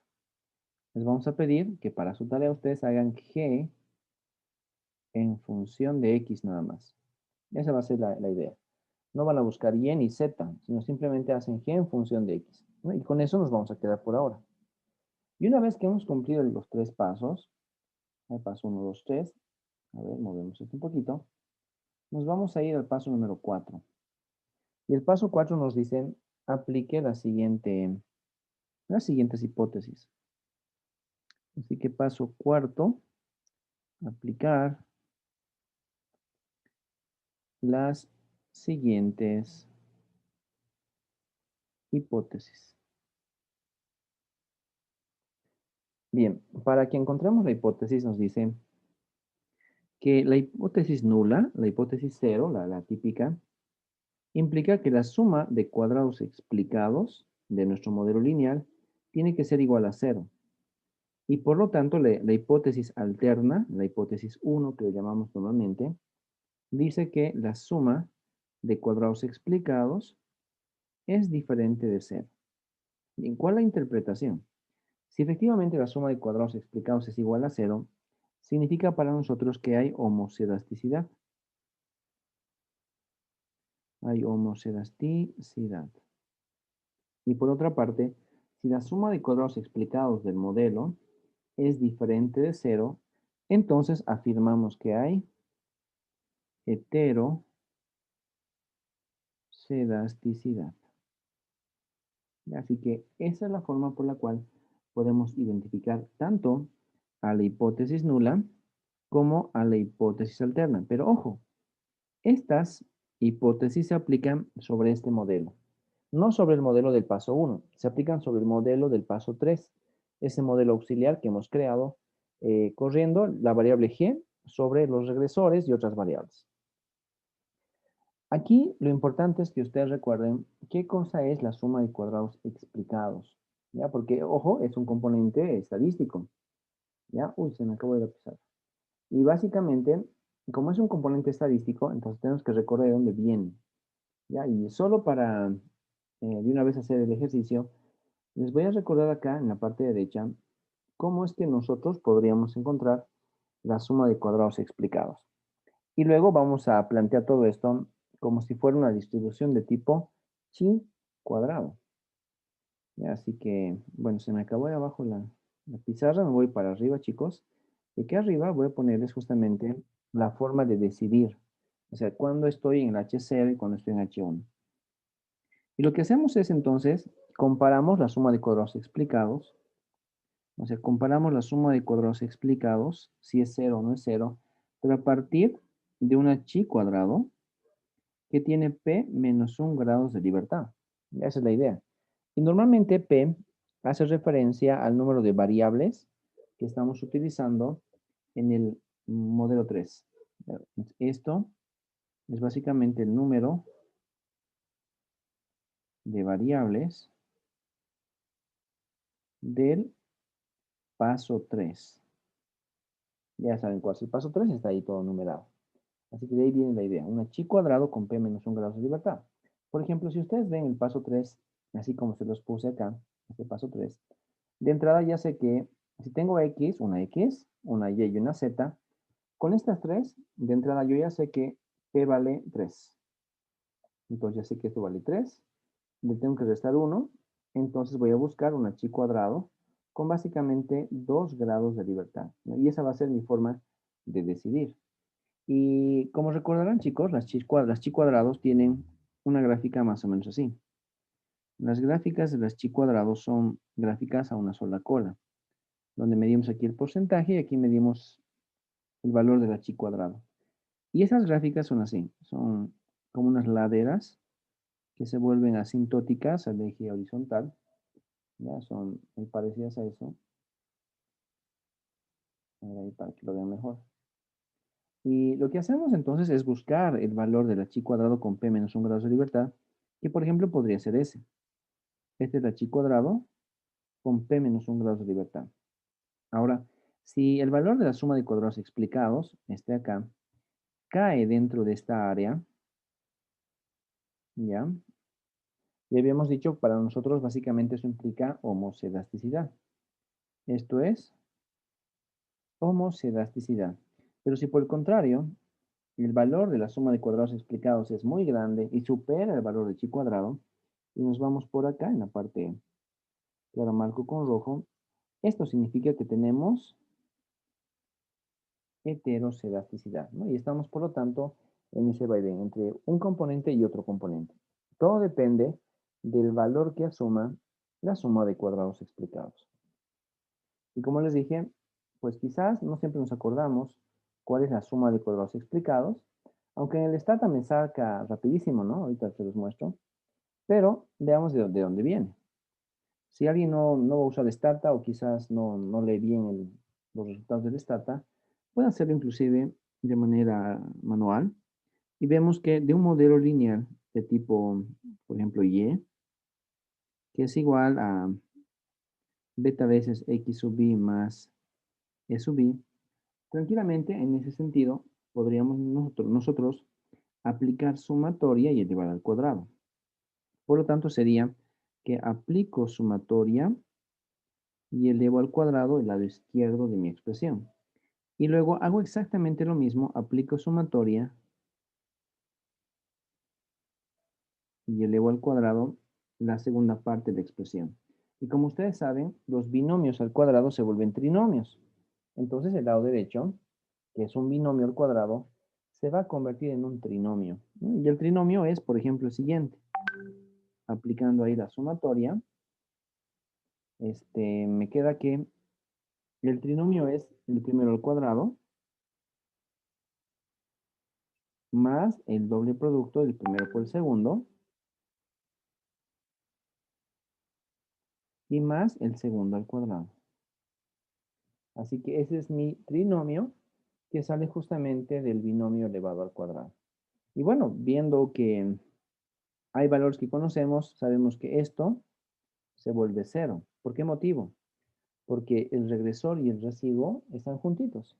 Y sabemos que cada vez que veamos un residuo y un regresor juntos, así sin cuadrados, sin nada, automáticamente para nosotros vale eso cero. Entonces ese valor se va. Por lo tanto, me queda lo siguiente.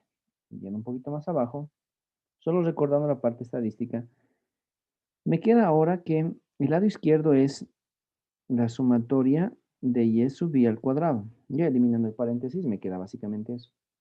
En cambio, el lado derecho, empezando por ejemplo por ese primer componente, me queda beta cuadrado veces por la sumatoria de x sub b al cuadrado. ¿Ya? Esa es la idea. Que hay un cuadrado, no sé por qué. Así que esa es la idea. Lo primero que puedo hacer es encontrar beta al cuadrado y multiplicarlo por la sumatoria de x al cuadrado. Y luego me ocupo del último término, del tercero, porque el segundo se ha vuelto cero. Me ocupo del último término y el último se va a llamar más la sumatoria de los residuos al cuadrado. Y esto lo han usado ustedes muchas veces. Cuando calculaban un modelo, siempre tenían que detectar si el modelo era muy bueno a partir de que la suma de residuos salga cero. Y después de que la suma de residuos salía cero, elevaban al cuadrado esa suma de residuos y el resultado era básicamente este. El insumo para hallar sigma cuadrado. No, recuerden que sigma cuadrado se lo calcula a partir de este componente. Ahora, ya he encontrado esta ecuación y le voy a poner algunos nombres. Esto de acá se va a llamar la suma de cuadrados totales. Esto de acá se va a llamar la suma de cuadrados explicados. Y esto al final se va a llamar la suma de cuadrados residuales, ¿no? Y entonces ya sabemos ahí que la suma de cuadrados totales es igual a la suma de cuadrados explicados más la suma de cuadrados residuales, ¿no? Y esto lo hemos estudiado en estadística porque después de que nos presentaban este escenario nos decían, de aquí entonces ustedes pueden definir lo siguiente. Pueden decir que R cuadrado, o sea, la bondad de ajuste, es igual a la suma de cuadrados explicados sobre la suma de cuadrados totales, ¿no? Entonces, a partir de estos componentes, tranquilamente encontramos el valor de R cuadrado, ¿no? Y a veces también nos ponen esta otra ecuación, que R cuadrado también es igual a 1 menos la suma de cuadrados residuales sobre la suma de cuadrados totales. Al final de cuentas, ambos son lo mismo. Entonces, esto, chicos, es por si acaso un breve repaso de eso que hemos estudiado alguna vez en estadística y que ahora me sirve, ¿no? ¿Por qué me sirve? Porque si yo logro encontrar este componente, la suma de cuadrados explicados, entonces con ese componente puedo, pues, decidir algo sobre mi modelo. Decidir si mi modelo es homocedástico o también decidir si mi modelo es heterocedástico. Esto depende de este componente. Y vean, esta es la fórmula. Es beta al cuadrado multiplicado por la sumatoria de x al cuadrado. Y eso es. Su tarea es esa. Las recomendaciones, apliquen estos 4 pasos a un modelo de su base de datos, o sea, un modelo que construyen ustedes con su base de datos. Depende de ustedes las variables, pero eso sí, les pido por lo menos trabajen en el peor de los casos con un regresor, pero mejor si trabajan con más regresores. Porque al final de cuentas, en el Stata esto sale automáticamente. ¿Ya? O sea, les vamos a mostrar cómo sale en el Stata, justo aprovechando el momento. Y cuando ustedes hacen una regresión en el Stata, cada vez que les sale un resultado, a ver, permítanme abrir el Stata y les muestro. Tan, tan, tan. A ver, les voy a compartir mi variable, mi pantalla, que diga. ¿Verdad? Bueno, tengo aquí una base de datos que es esta y ya, no tiene mayor relevancia. Tengo estas variables, TC, MM, R y P. Puedo hacer una regresión entre TC, MM, por ejemplo, ¿ya? Y miren, después de hacer la regresión TC, MM, aquí está total, ¿lo leen? Esto significa la suma de cuadrados totales. Aquí está el residual. Eso significa la suma de cuadrados residuales. Y obviamente esto que es model se va a denominar para nosotros la suma de cuadrados explicados. Y por eso los cuadrados explicados más los cuadrados residuales son equivalentes al cuadrado total. Y noten que si ustedes dividen, por ejemplo, este 15.32 entre 66.78, les va a salir el R cuadrado. 0,2295. Esa es la idea detrás de todo esto. Así que ya saben, encontrar cada componente es sencillo, sobre todo si lo hacen en Stata, dado que el modelo ya les saca ese resultado. En el IBIS no sale, por si acaso, así. Sale mezclado, sale este y este más o menos, creo, pero no sale como en el Stata. Así que ya saben que si van a hacer su tarea en Stata, pues les conviene porque van a poder desarrollar todo esto por ahora. Ok, eso es por si acaso. De ahí sacan los resultados. Ahora, esta es su tarea. Quiero que apliquen el test Rich Pagan a un modelo. Ya saben, los requisitos son su base de datos, sus variables. Mejor si usan más de un regresor para que salga algo más interesante. Y la forma de decidir es simplemente vean la suma de cuadrados explicados, que en el Stata se llama model. ¿Ya? Es la primera cifra que aparece en el lado izquierdo. Y con eso deciden, pues, cómo les va. ¿Ok? Esa es la idea. ¿Preguntas, chicos? Listen, perdón, ¿y con qué variables dijo que teníamos que trabajar esto? Depende de ustedes. Entonces, de nuestros países, ¿no? Sí, solo necesito que sean Pero, una base de datos de sus países. Dicen, entonces, ¿cómo se utilizaríamos el model en el Stata, perdón? El model es esto. O sea, la cifra que sale de model es la suma de cuadrados explicados. A ver, por ejemplo, en el Stata, nosotros lo ponen aquí abajito. En el Stata, el cuadrante superior izquierda, que casi nunca lo usamos, obviamente usa las palabras model, residual, total, pero es equivalente a la suma de cuadrados explicados. La siguiente es la suma de cuadrados residuales y todo es la suma de cuadrados totales. Esa es la idea. El valorcito que les sale acá es lo que ustedes tienen que utilizar. Me interesa esto. Ojo, en el SAT se llama model, pero ese es el nombre que le han puesto los que han programado Stata. Estadísticamente hablando se llama suma de cuadrados explicados. Bien, preguntas, chicos. Lisen, una duda, se me cortó ese rato y no quise interrumpirle. Eh, para el paso 4 ya cuando hacemos las hipótesis, ¿cómo se llama? Nuestra variable para crítica, digamos, para rechazar o aceptar es la chi cuadrado, ¿no? Chi cuadrado. O,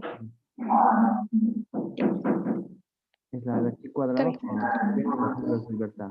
Ahí sí, miren, en el peor de los casos, cuando tienen dos variables, digamos, solamente g y solamente x, pues p se vuelve 2, 2 menos 1, 1, y busca una chi cuadrado con un grado de libertad. Ya, pues si tiene más variables va a ser más interesante. Y más o menos con más variables, ¿cómo sería eso? No le estoy entendiendo bien, dice. A ver, mejor dime qué me has entendido y sobre eso digo si está bien o no. Haberle entendido de que para el h cuadrado es parecido como cuando buscábamos con la z en las tablas, ¿verdad?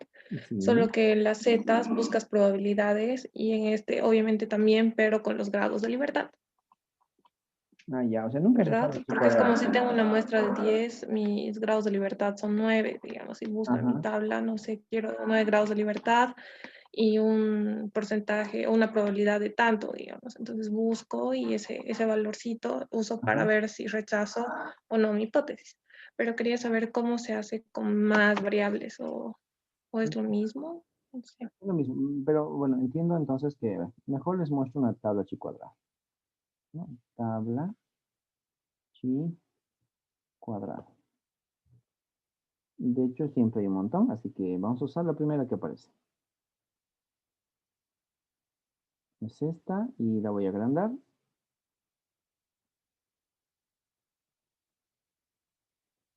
Ya, y aquí aparece la tabla chi cuadrado. A ver, bueno, no sé si la ven bien. La veo borroso yo, pero es por la resolución de esta hojita. Mejor busco otra que sea más bonita. Esta está realmente horrible. Otra vez tabla. Dicen, lo Dígame. único que vamos a tener que determinar es si nuestro modelo resultó homocedástico u heterocedástico, ¿no? Sí, es la prueba de heterocedasticidad y solo me mide eso, nada más. Ah, Correcto. súper, gracias. A ver, esta creo que es más grande. En resolución es 1200. Debería verse mejor.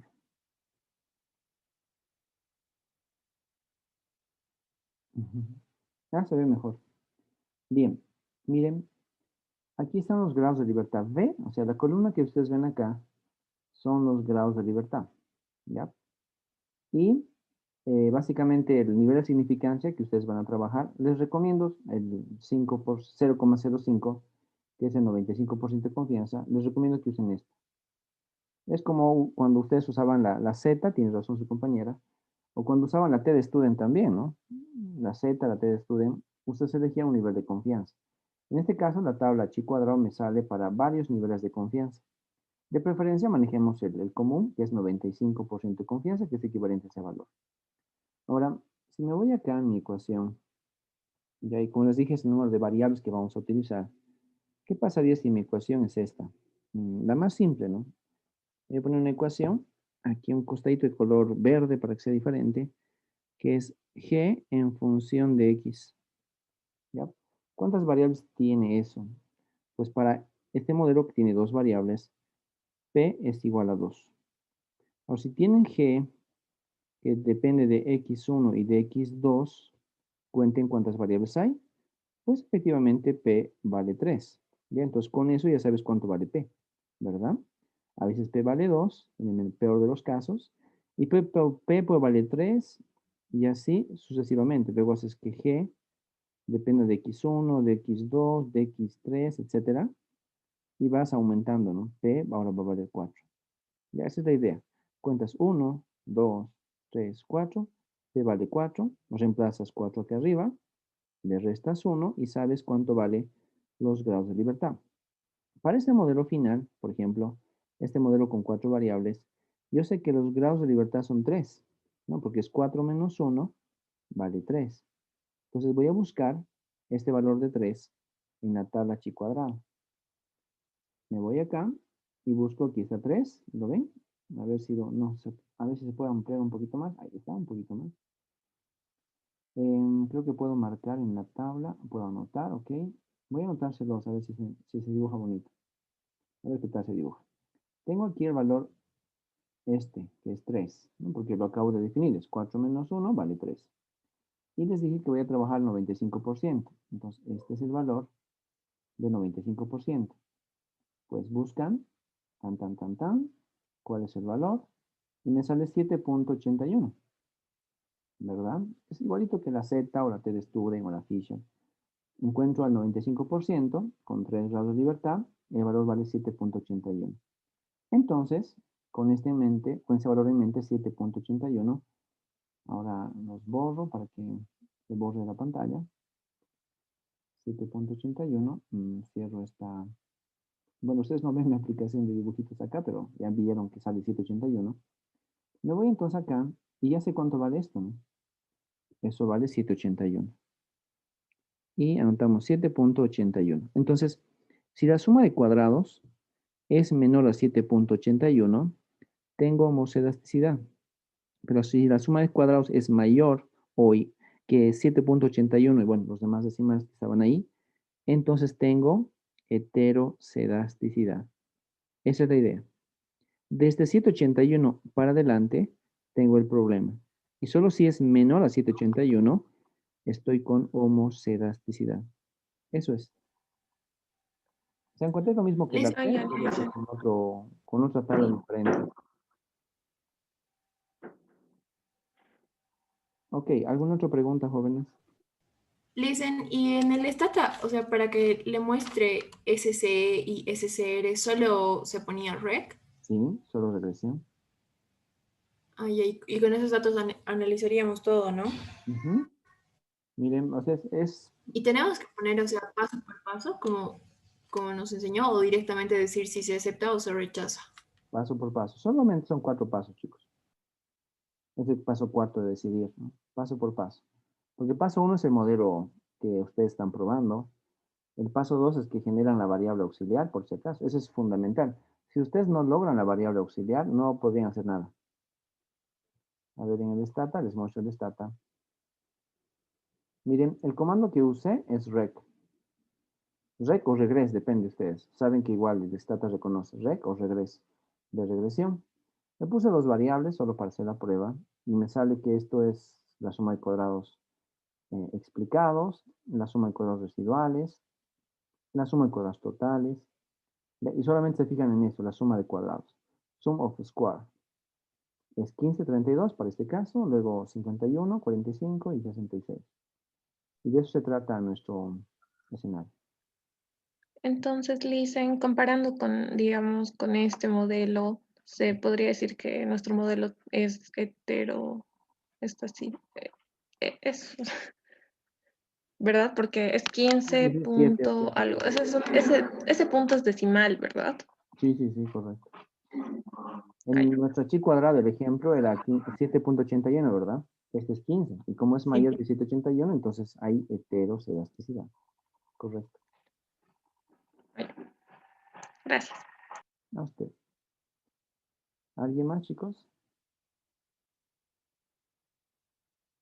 Listen, perdón, Listen, pero A ver, Bernardo primero. Creo que Bernardo dice que levantó la mano. Bernardo. Listen, ¿me puede explicar un poquito el paso 2, por favor, en el startup? Por favor. El paso 2 no se hace en Stata. A ver, Ay, ya, bueno. perdón, me confundí. No, Pechito, no, está bien, pero la pregunta, perdón un segundito. Estoy cambiando de pantalla. Mira, el paso 2 es que tienes que generar una variable auxiliar tomando en cuenta tus variables, tu variable residuo al cuadrado. ¿Ya? Y normalmente el stata no te saca el residuo al cuadrado, te saca el sigma al cuadrado, la varianza residual. Le puedes pedir que te lo calcule. Pero esta variable auxiliar no es un resultado del stata. ¿Ya? O sea, puedes programarlo si gustas, pero mejor si trabajas, ¿no? Desde una base de datos más manejable por ti. ¿No? Y así para justamente no tener problemas. Pero esto no es regresión, esto es crear una nueva variable. A partir de variables que tú ya tengas conocidas. Una de esas es justamente ese valor y la otra sería equivalente a sigma cuadrado. ¿Me entiendes, Bernardo? Mm, No entiendo muy bien, Listen, pero voy a intentar hacer. Mm, a ver, Lisen, tal vez una manera más fácil de entenderlo sería hacer lo que nos enseñó al principio en econometría 1 antes de usar el stata. con tablitas, ¿verdad?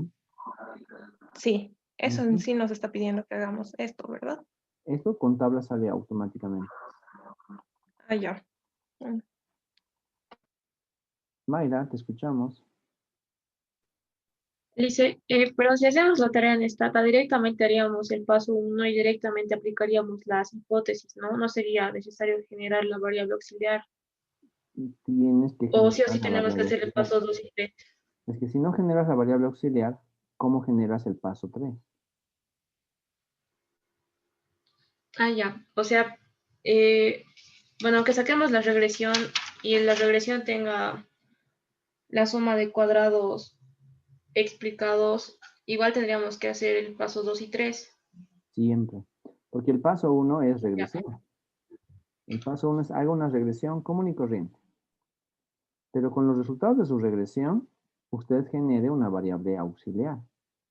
Y con la variable auxiliar haga otra regresión. Y esta regresión recién la somete a la prueba de hipótesis para tomar una decisión. La decisión es, ¿hay homocedasticidad o hay heterocedasticidad? Pues son 4 pasos que les pido sigan en ese orden. Tengo a Fernanda Cárdenas.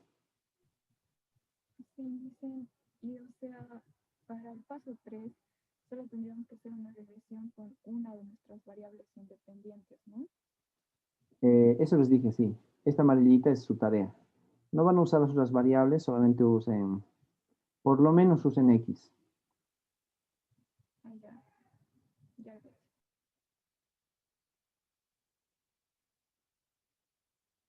Otra pregunta, jóvenes.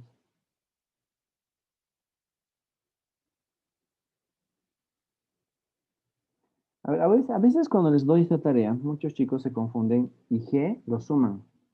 Y eso sí les pido, no es sumatoria esto. Están creando una nueva variable. Y por lo tanto no necesitamos sumarla. No sé por qué algunos suman el valor de G y quieren hacer con la suma algo, pero les digo desde aquí, chicos, desde ahora, G no es una suma, es una variable. Es lo mismo que la variable Y, lo mismo que la variable X, es básicamente una columna de observaciones que ustedes tienen que generar. Ya, así que el paso 2 es fundamental. Sin el paso 2, cuya fórmula es esta, no podrían hacer ni el 3 ni el 4. Le hice una preguntita más. O sea, en el paso 3, o sea, nuestro nuevo modelo tiene que incluir la variable del paso número 1. La X nada más, solo la X. Porque en vez de Y, ahora usas tu variable auxiliar G. Es de una sola variable, entonces toda la tarea. No, chicos, otra vez. Por lo menos hagan de una variable, pero si pueden ser de más variables, háganlo. O sea, no vayan a lo mínimo posible. Ya, o sea, de hecho, la opción teórica es usen más variables, inclusive aquellas que no están en el modelo. Ya, o sea, yo sé que todos queremos sacar siempre 100 sobre 100 en el examen o en la tarea. Pues quiero sacar 100 sobre 100, pues haré lo máximo posible, ¿no? Y no al revés. Ya, así que no vayan a lo mínimo, o sea, si no, les dije, por lo menos hagan con una. Pero si pueden hacer, pues, con una o con todas las demás, está bien. Ya, así que la tarea no es de una variable, es de por lo menos una variable. No es lo mismo, chicos. Natalia. Dicen, entonces, otra duda, volviendo al paso 2, si Ujú. hacemos con más variables, tendría que sacar varias Gs, o sea, es como que Correcto. esta y al cuadrado estimada es la diferencia entre el Y, pronóstico con lo que tengo, exacto, no importa que ¿verdad? tengas 20X. Aunque tengas 20X, Entonces tendría que sacar varios, ¿verdad? no, no, no, para nada. A ver, creo que ahí sí. Es Voy a que si tengo varias variables, Pues no, usted tiene varios regresores, no tiene varias variables de interés. A ver, voy a tratar de buscar si tengo aquí la tarea de econometría 1, ahorita les muestro. Y a pesar de que ustedes puedan tener 500 variables, el residuo es único. Hay un solo residuo, aunque tengas 500 variables. A ver si pillo una tarea de econometría 1, chicos. A ver. ya la entendí, Lisen, ya la entendí, ya la entendí. ¿Ah, sí? Ah, ya. Ok. Sí, porque el pronóstico va a incluir igual a todas las variables, porque es como Correcto. que reemplazas una variable a todas y solo se Exacto. vuelve uno, sí. Ajá. Ya la Siempre entendí, hay uno. gracias. Ajá. Ok, eso era. Bueno, chicos, a ver, veamos qué tal les va con su tarea. O sea, son 4 pasos. Ojalá puedan haberlo interpretado adecuadamente. Veamos cómo van sus capacidades matemáticas. Recuerden que uno de los objetivos de este curso es justo eso, ¿no? Velar, promocionar sus capacidades matemáticas. Y parte de las capacidades matemáticas es la interpretación de una ecuación. Y en este caso, la ecuación no es una ecuación de comportamiento, es una división. Esa es la ecuación que yo quiero que ustedes interpreten a su manera, claro. Y mañana vemos qué tal nos fue. ¿Ya?